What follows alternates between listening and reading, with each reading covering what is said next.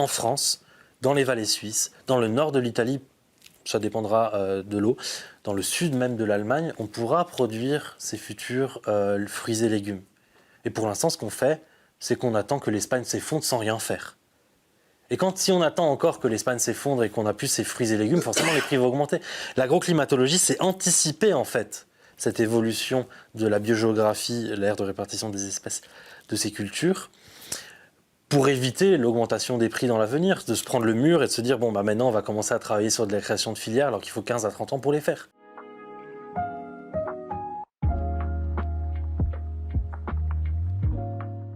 Quand tu vois l'extrapolation du réchauffement climatique, des zones qui vont être touchées, avec un taux d'humidité très important, quand il y a une augmentation des températures, avec un taux d'humidité très important, ça devient létal. Invivable.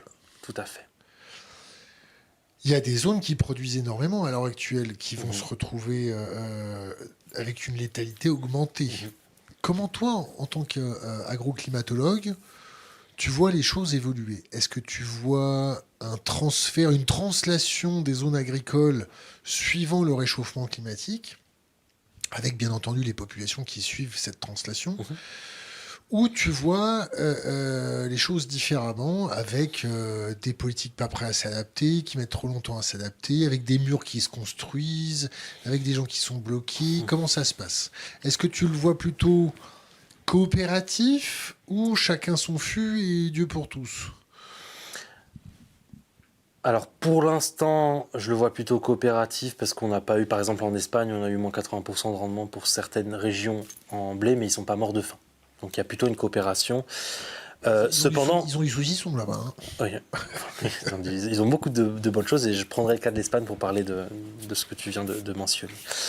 Et pour l'instant, je vois une certaine coopération. Alors, on est dans l'Union européenne, on a quand même une coopération, c'est peut-être pas le cas, il faudrait vérifier dans les autres pays d'Afrique. Tu m'autorises à te titiller un peu plus là? Vas-y. Alors tu parles de coopération de façon Union européenne.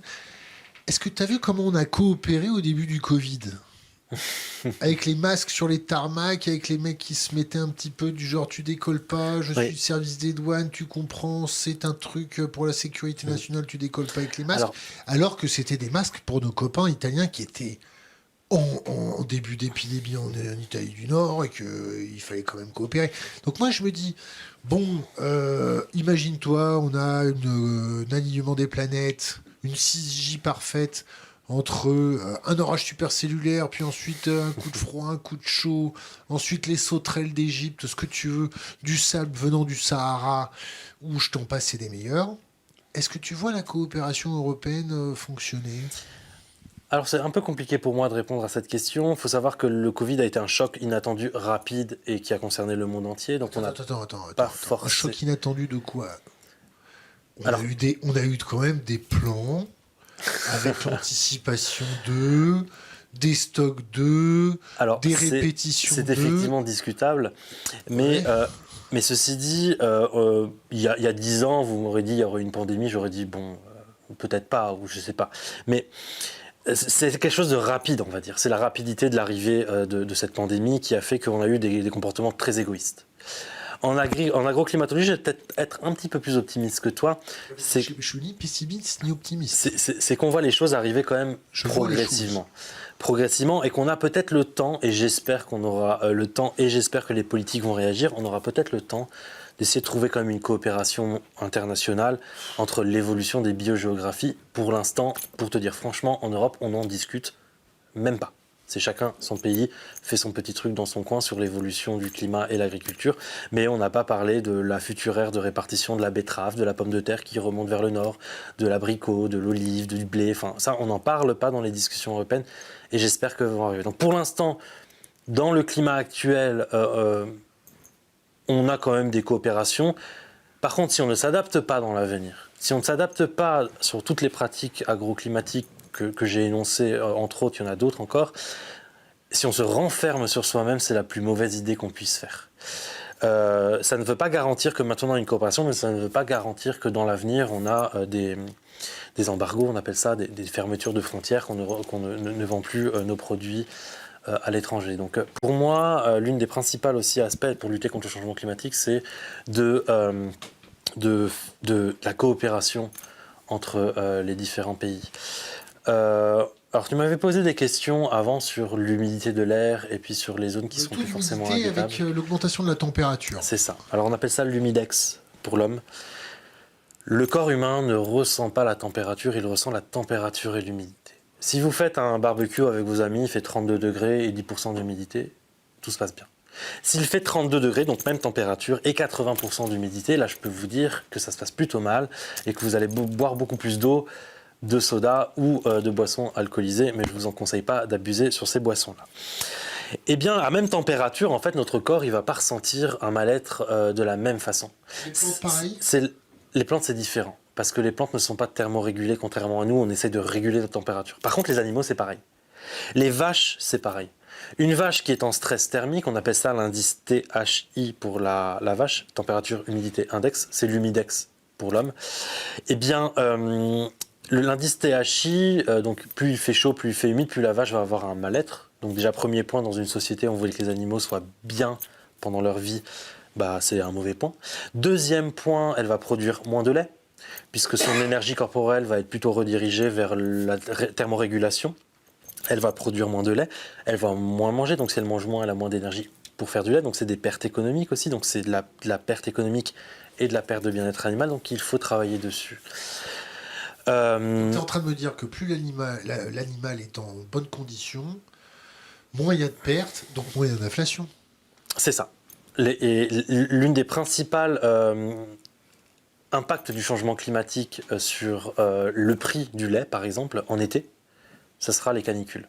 S'il y a une canicule majeure sur l'ensemble de l'Union européenne et que les vaches produisent moins, on a moins de production, le prix du lait augmente forcément et donc le prix du beurre augmente, le prix du yaourt augmente.